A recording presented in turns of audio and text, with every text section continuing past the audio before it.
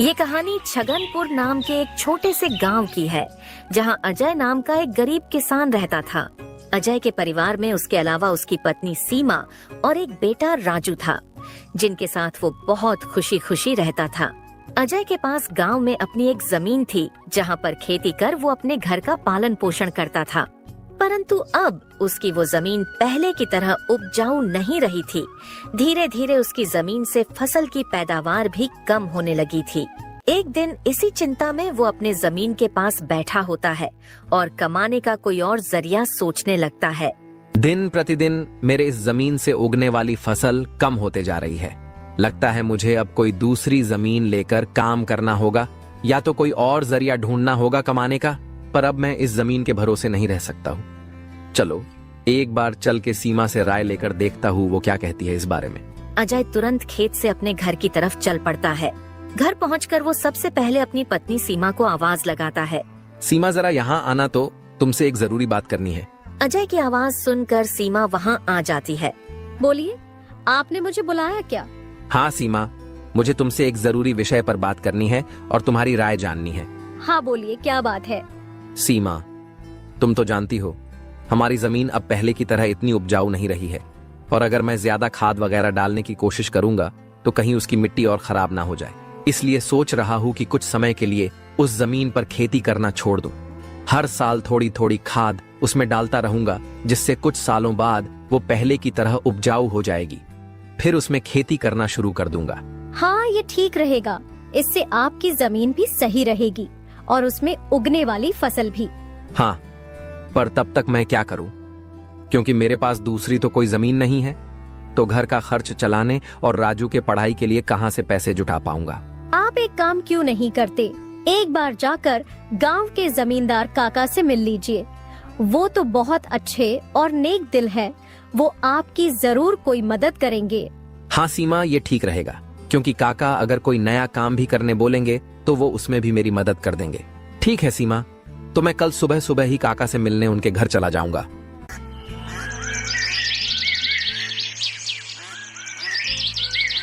अगली सुबह अजय जमींदार से मिलने उसके घर के लिए चल पड़ता है।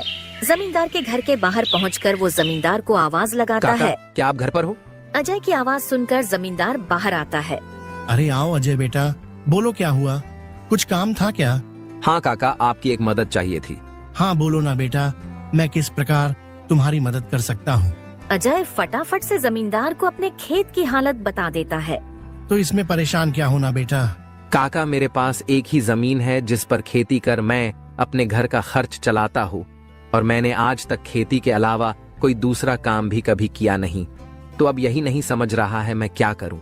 बेटा, खेती के अलावा दूसरा काम क्यों करना? तुम एक काम करो, मेरे पास गांव के बाहर एक जमीन है, तुम उस पर खेती करो। काका, पर इससे तो आपका नुकसान हो जाएगा। नहीं बेटा, कोई नुकसान नहीं होगा। इसी बहाने तुम मेरी जमीन की देख रेख भी करोगे, क्योंकि अब तो मेरी उम्र भी हो गई है और मेरा बेटा भी शहर में रहता है, तो इससे तुम्हारा भी भला हो जाएगा और मेरी भी थोड़ी जिम्मेदारी कम रहेगी। ठीक है काका, अगर ऐसी बात है तो मैं कल से ही उस खेत पर काम करने चला जाऊंगा। अजय जमींदार को धन्यवाद कहकर वहाँ से अपने घर के लिए निकल जाता है। अजय अपने घर पहुंचकर सीमा को सारी बात बता देता है। ये तो बहुत अच्छा है, यानी आपकी सारी चिंता ही खत्म हो गई। हाँ सीमा, अब मैं काका के खेत पर बहुत मेहनत करूंगा और कोशिश करूंगा कि एक दो और खेत खरीद लूं, क्योंकि भविष्य में ऐसी समस्या आए तो उसके लिए हम तैयार रहे।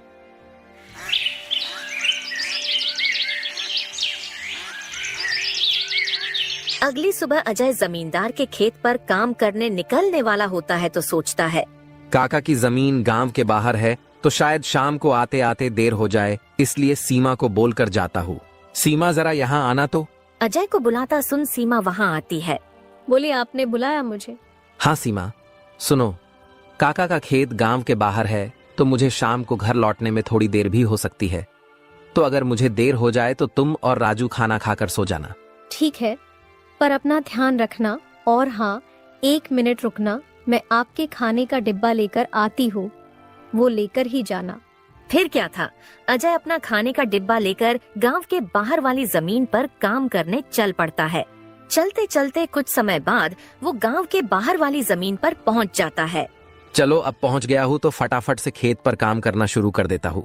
अजय अपनी कुदाल उठाकर खेत पर काम करना शुरू कर देता है।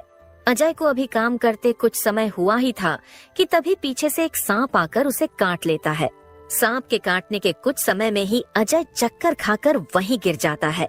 यहाँ अजय सांप के काटने से बेहोश हो चुका था, पर गांव के बाहर होने के कारण उसकी खबर अब तक उसके घर वालों को नहीं चलती है। सुबह की अब रात हो जाती है और सीमा अजय का इंतजार कर रही होती है। माँ को इतने परेशान देख राजू पूछता है, क्या हुआ माँ? पिताजी अब तक क्यों नहीं आए? बेटा, तुम्हारे पिताजी आज काम करने जमींदार काका के गांव के बाहर वाली जमीन पर गए हैं और उन्होंने मुझे बोला भी था कि उन्हें आते आते देर हो जाएगी, पर अब कुछ ज्यादा ही समय हो गया है। माँ, आप क्यों फिक्र कर रही हो?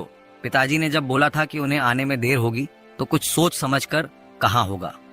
एक काम कीजिए, आप जाकर सो जाइए। राजू की बात सुनकर सीमा अपने कमरे में सोने के लिए चली जाती है। अगली सुबह भी जब सीमा देखती है कि अजय अब तक घर नहीं आया है, तो परेशान होकर वो सीधा जमींदार से मिलने उसके घर की ओर चली जाती है। सीमा जमींदार के घर पहुंचकर उनसे अजय के बारे में पूछने लगती है। नमस्ते जमींदार काका। नमस्ते बेटी, बताओ कैसे आना हुआ? काका, अजय कल आपके गांव के बाहर वाले खेत में काम करने गए थे, पर अब तक घर नहीं आए हैं। क्या कहा बेटी? अजय कल गया था और अब तक घर नहीं आया? हाँ काका, उन्होंने मुझे कहा था कि खेत गांव के बाहर है तो आते आते रात हो जाएगी, पर अब तो रात की सुबह हो गई, पर वो अब तक नहीं आए हैं। चिंता मत करो बेटी, मुझे थोड़ा समय दो, मैं अभी किसी को भेजकर पता लगाता हूँ कि अजय कहाँ है। जमींदार तुरंत अपने घर में काम करने वाले घनश्याम को अजय को देखने अपने खेत पर भेजता है। कुछ समय के बाद घनश्याम जमींदार के खेत पर पहुंच जाता है और वहां का दृश्य देखकर वो परेशान हो जाता है। ये क्या, अजय का तो पूरा शरीर नीला पड़ चुका है। मुझे लगता है इसे किसी सांप ने काटा है। मुझे तुरंत जमींदार जी को ये बात बतानी पड़ेगी। घनश्याम वहां से भागते भागते जमींदार के घर के लिए निकल जाता है। घनश्याम जैसे ही जमींदार के घर पहुंचता है, उसके कुछ कहने से पहले ही जमींदार उससे पूछने लगता है। क्या हुआ घनश्याम बेटा, तुम इतना दौड़ते हुए क्यों आए और क्या तुम्हें अजय मिला? घनश्याम जमींदार को सारी बात बता देता है जो उसने खेत में देखी थी। घनश्याम जब जमींदार को सारी बात बता रहा होता है, तभी वहाँ पास में खड़ी सीमा भी सारी बात सुन लेती है और रोने लगती है। घनश्याम, तुम सबसे पहले वैद्य जी को लेकर वहाँ पहुँचो, मैं सीमा बेटी को लेकर वहाँ आता हूँ। घनश्याम को वैद्य जी के पास भेजने के बाद जमींदार सीमा को समझाने लगता है। सीमा बेटी, पहले तो तुम रोना बंद करो और जल्दी से मेरे साथ चलो, क्योंकि तुम्हारे रोने से अजय ठीक नहीं होगा।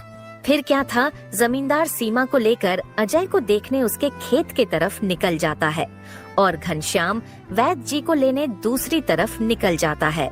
जमींदार और सीमा जब वहाँ पहुँचे तो उन्होंने देखा अजय बेहोश हालात में खेत में गिरा था और उसका पूरा शरीर नीला पड़ चुका था। सीमा अजय के पास बैठकर रोने लगती है। तभी वहाँ वैद्य जी आ जाते हैं। वैद्य जी के आते ही सीमा वहाँ से हट जाती है और वैद्य जी अजय की हालत का जायजा लेने लगते हैं। क्या हुआ वैद्य जी, अब कैसी है अजय की हालत?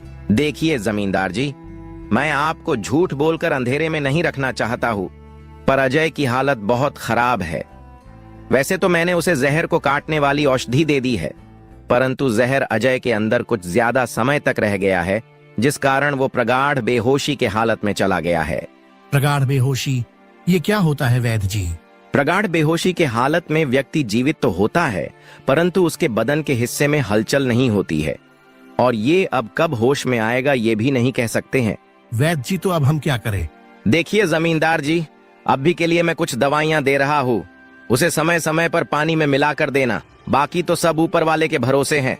वैद्य अजय की हालत का जायजा लेकर और दवा देकर वहाँ से चले गए। फिर कुछ गांव वाले अजय को लाकर उसको उसके घर के बिस्तर पर लिटा देते हैं। देखो सीमा बेटी, तुम बिल्कुल चिंता मत करना, तुम अजय की अच्छे से देखभाल करो, देखना वो बहुत जल्द ठीक हो जाएगा और तुम्हें अगर किसी भी चीज की कोई भी जरूरत हो तो मुझे जरूर बता देना, और हर महीने मैं तुम्हारे लिए और राजू के लिए कुछ पैसे भेजता रहूंगा, पर तुम हिम्मत मत हारना। आपका बहुत बहुत धन्यवाद काका, आप हम लोगों की बहुत मदद कर रहे हो। जमींदार फिर वहाँ से सीमा को दिलासा देकर चले जाते हैं। जमींदार के जाने के बाद वहाँ राजू आ जाता है और अपने पिता की हालत देखकर सीमा से उसका कारण पूछने लगता है। माँ, ये पिताजी को क्या हुआ है? बेटा, तुम्हारे पिताजी को कल खेत में सांप ने काट लिया है, जिस कारण वो बेहोश हो गए हैं। माँ, तो पिताजी होश में कब आएंगे? बेटा, वैद्य जी ने कुछ दवाइयाँ दी हैं और उन्हें समय समय पर पिलाने कहा है। उन्होंने बोला कि उन दवाइयों से वो बहुत जल्द ठीक हो जाएंगे। पर माँ, पिताजी की ऐसी हालत है तो अब हमारे घर का खर्च कैसे चलेगा? बेटा, तुम उसकी चिंता मत करो, मैं हूँ ना, मैं सब संभाल लूंगी। नहीं माँ, आप क्या क्या करोगी? आप पिताजी का ध्यान रखोगी, आप घर संभालोगी कि घर का खर्च देखोगी? माँ, आप बस पिताजी का और घर का ध्यान रखो, मैं अब खेत पर काम करके घर का खर्च चलाऊंगा। राजू की ऐसी बातें सुन सीमा भावुक हो जाती है। नहीं बेटा, तुमको काम करने की कोई जरूरत नहीं है, मैं सब संभाल लूंगी। तुम बस अपने पढ़ाई का ध्यान रखो। तुम्हारे पिताजी का सपना है कि तुम बहुत बड़े अफसर बनो, और मैं तुम्हें वो बनाकर रहूंगी, भले उसके लिए मुझे कितनी भी मेहनत क्यों ना करनी पड़े। फिर सीमा राजू को वहाँ से पढ़ने भेज देती है। मुझे अब कुछ करना ही होगा, क्योंकि मैं अब अजय का ठीक होने का इंतजार तो नहीं कर सकती हूँ। मुझे अब खुद जाकर खेती करनी होगी, और हो सके तो कोई और काम भी देखना होगा। अगली सुबह सीमा सीधे जमींदार से मिलने पहुँच जाती है। नमस्ते जमींदार काका। नमस्ते बेटी, बताओ कैसे आना हुआ, और अजय की तबीयत अब कैसी है? काका, अजय की तबीयत फिलहाल तो वैसी ही है, और मुझे आपकी एक मदद चाहिए थी, इसीलिए मैं आपसे मिलने चली आई। हाँ, बोलो ना बेटी, मैं तुम्हारी किस प्रकार मदद कर सकता हूँ? काका, मैं चाहती हूँ कि जो जमीन आपने अजय को दी थी काम करने के लिए, आप मुझे उस पर काम करने की इजाजत दे दी, ताकि मैं उस पर काम करके अपने घर का खर्च और राजू की पढ़ाई करा सकूं। बेटी, पर तुम्हें वहाँ काम करने की कोई जरूरत नहीं है, मैं हूँ ना। मैं तुम्हारे घर के लिए जो भी खर्च लगेगा हर महीने भेज दिया करूँगा। नहीं काका, आपने अब तक हमारी बहुत मदद की है। अब आप बस मुझे आपके खेत में काम करने की इजाजत दे दीजिए। मैं अब खुद काम करके अपना घर चलाऊंगी और अपने बेटे को बड़ा अफसर बनाऊंगी। जमींदार सीमा को बहुत समझाने की कोशिश करता है, पर सीमा जमींदार की बात मानने तैयार नहीं थी। आखिर में सीमा की बातें सुनने के बाद जमींदार सोचने लगता है। मुझे लगता है सीमा मेरी बात नहीं मानेगी, पर अगर वो काम करने इतने दूर जाएगी तो वो अजय का ध्यान नहीं रख पाएगी। एक काम करता हूँ, मैं सीमा को मेरी गांव के अंदर वाली जमीन पर काम करने के लिए कह देता हूँ, ताकि वो खेतों पर काम भी कर सके और अपने घर का ध्यान भी रख सके। ठीक है सीमा बेटी, मैं तुम्हें अपने खेत पर काम करने की इजाजत तो दे सकता हूँ, पर तुम्हें मेरी एक बात माननी होगी। हाँ काका, बोलिए ना। बेटी, तुम्हें मेरे गांव के बाहर वाले खेत पर काम करने की कोई जरूरत नहीं है। मेरे पास तुम्हारे घर के नजदीक भी एक खेत है, तुम वहां काम कर सकती हो, ताकि तुम अपने घर का और अजय का दोनों को ख्याल रख पाओगी। काका, ये तो और भी अच्छा रहेगा, इससे तो मेरी बहुत मदद हो जाएगी। बेटी, पर एक छोटी सी समस्या है, वो खेत बाहर वाले खेत से थोड़ा छोटा है। हाँ तो कोई बात नहीं है काका, वो खेत मेरे घर से नजदीक है, वही बहुत बड़ी बात है। मैं खेत में काम करने के साथ साथ दूसरे के घर का काम भी करना शुरू कर दूंगी, ताकि उन पैसों से मैं राजू की पढ़ाई का खर्च निकाल सकूं। बेटी, पर तुम्हें इतना काम करने की क्या जरूरत है? काका, मुझे काम करना ही होगा। अजय का सपना था कि राजू पढ़ लिख कर बड़ा आदमी बने। अगर मैं मेहनत नहीं करूंगी तो उसका सपना अधूरा रह जाएगा।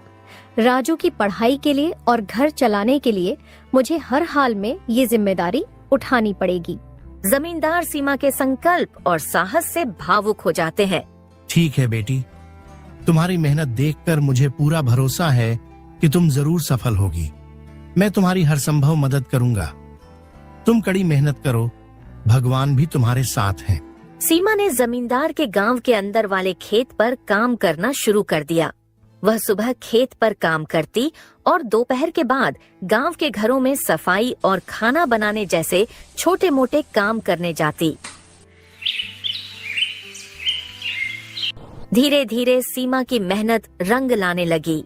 खेत में अच्छी फसल हुई, जिससे उसका घर चलने लगा और जो पैसे वह दूसरों के घरों में काम करके कमाती थी, वह राजू की पढ़ाई में खर्च करने लगी। बेटा, मैं चाहती हूँ कि तुम मन लगाकर पढ़ाई करो। तुम्हारे पिताजी का सपना है कि तुम अफसर बनो। मैं तुम्हारे लिए हर मुश्किल को पार कर लूंगी। माँ, मैं कड़ी मेहनत करूंगा। एक दिन मैं पिताजी का सपना पूरा करके दिखाऊंगा।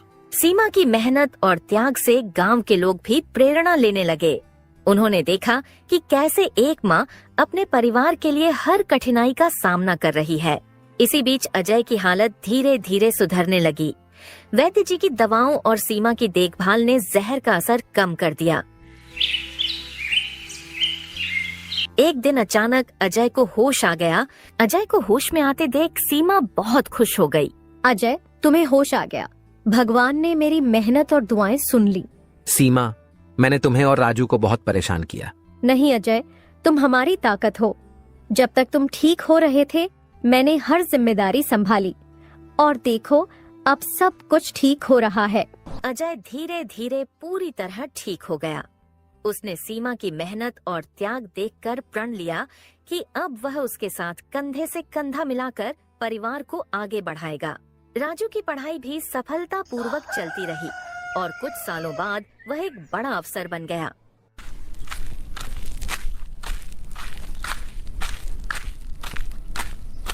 माँ, पिताजी, मैं आज जो कुछ भी हूँ वह आपकी मेहनत और त्याग के कारण हूँ। नहीं बेटा, ये सब तुम्हारी माँ का बलिदान है। उसने हमारे परिवार को बचाने के लिए हर मुश्किल का सामना किया। सीमा का त्याग और अजय का साथ, दोनों ने मिलकर एक नई मिसाल कायम की। गांव वाले अब भी उनकी इस कहानी को आने वाली पीढ़ियों को प्रेरणा के रूप में सुनाते हैं। इस तरह माँ का त्याग की यह कहानी हमें सिखाती है कि एक माँ का समर्पण किसी भी चुनौती को पार कर सकता है और परिवार को जोड़ कर रखता है। दोस्तों, तो इस तरह की और शानदार और मजेदार कहानियाँ देखने के लिए हमारे इस चैनल को जल्द से जल्द सब्सक्राइब कर लें।